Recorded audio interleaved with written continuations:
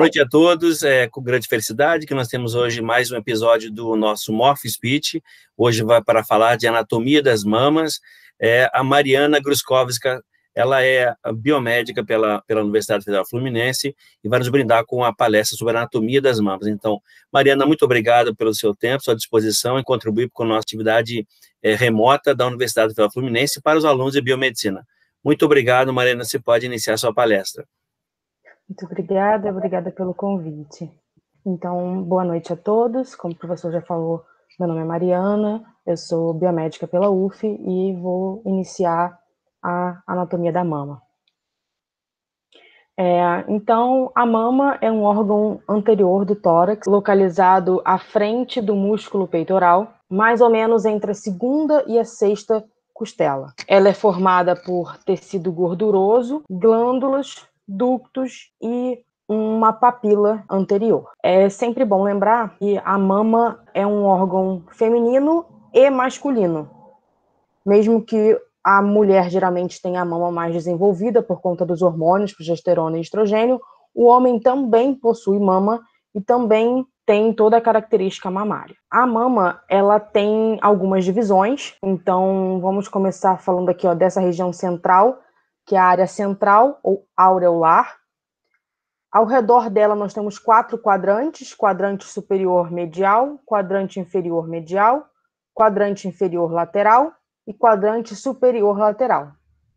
E além disso temos um apêndice aqui que chama-se cauda axilar, onde pode ter certa quantidade de gordura e contém muitos linfonodos que vão ser importantes, principalmente quando a gente falar de algumas patologias. Então, iniciando a anatomia da mama pela parte externa, nós temos a auréola mamária, toda essa parte aqui mais escura da mama. Nessa auréola, a gente tem esse aqui que a gente chama comumente de mamilo, é a papila mamária, onde vão abrir os ductos mamários.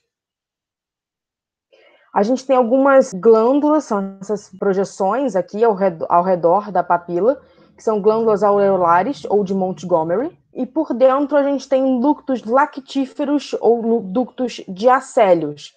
Esses ductos estão aqui e aqui, e eles vão se abrir nessa papila para que o leite possa ser expelido para o lado de fora da mama quando o neném fizer a sucção.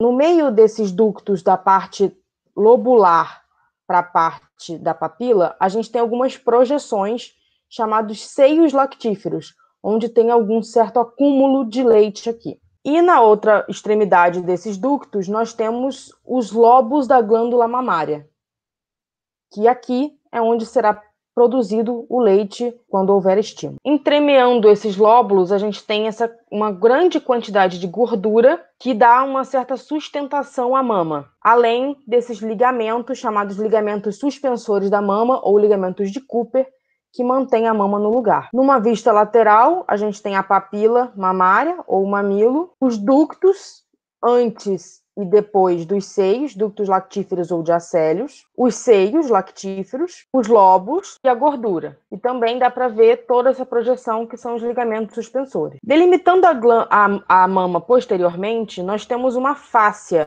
que fica anterior ao músculo peitoral e posterior à gordura da mama, chamada fáscia peitoral. E entre essa fáscia e as glândulas, nós temos um espaço, chamado espaço retromamário ou Casaignat. Irrigando a mama, nós temos 3 principais grupos. São os ramos mamários mediais, são esses aqui, que vêm dessa artéria, que é a artéria torácica interna, primeiro ramo da axilar. Lateralmente, nós temos ramos mamários laterais, esses aqui, que vêm dos ramos cutâneos das artérias intercostais posteriores. Ou seja, eles estão vindo bem da parte posterior aqui, passando embaixo desse músculo. E outros ramos mamários laterais que vêm da artéria torácica lateral, que é essa artéria aqui que vem da artéria axilar. A parte linfática da mama, a gente tem algumas vias, são elas vias para linfonodos frênicos inferiores, são linfonodos que ficam abaixo do diafragma, vias para a mama oposta, que fazem a ligação de uma mama com a outra. E tem esses linfonodos paraesternais, que ficam lateral ao externo e com as suas vias. Temos alguns grupos de linfonodos axilares, sendo os peitorais, também chamados de anteriores ou sórgios. Temos os subescapulares, ou também chamados de posteriores, que ficam o mais posterior possível. Temos os humerais, que são os linfonodos mais laterais. Os centrais. Os interpeitorais, ou de Holter, que ficam entre os músculos peitorais. E os apicais, ou subclávios. E falando de algumas malformações e doenças, nós temos alguns casos, como, por exemplo, agesia. A agesia é a ausência de mama e mamilo, como, por exemplo, nessa foto, de um lado ela está bem formada, do outro lado não tem absolutamente nada.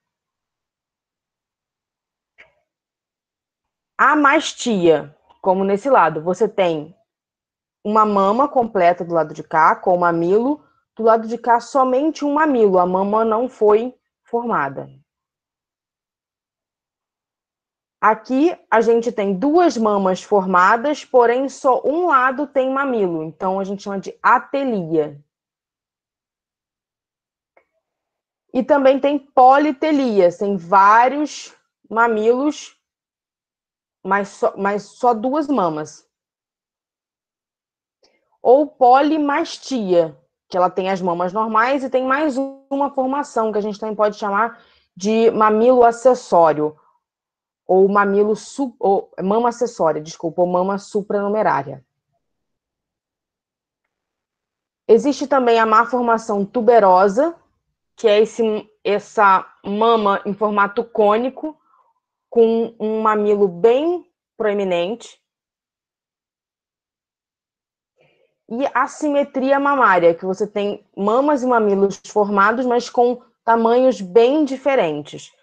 Existir alguma diferença de tamanho entre uma mama e outra, geralmente é comum, mas não quando é muito discrepante. A gente também tem caso de mastite, que é inflamação na mama, pode ser causada por corte, infecção bacteriana, enfim.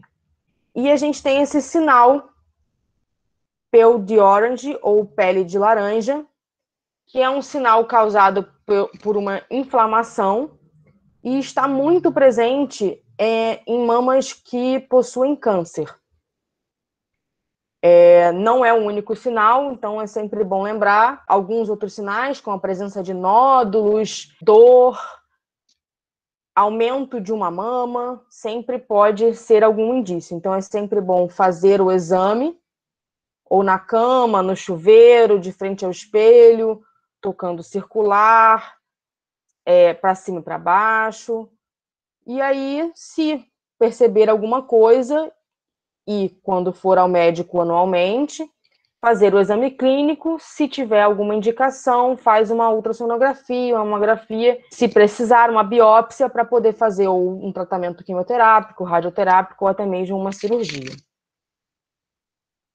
Essas foram as referências que eu usei, e muito obrigada.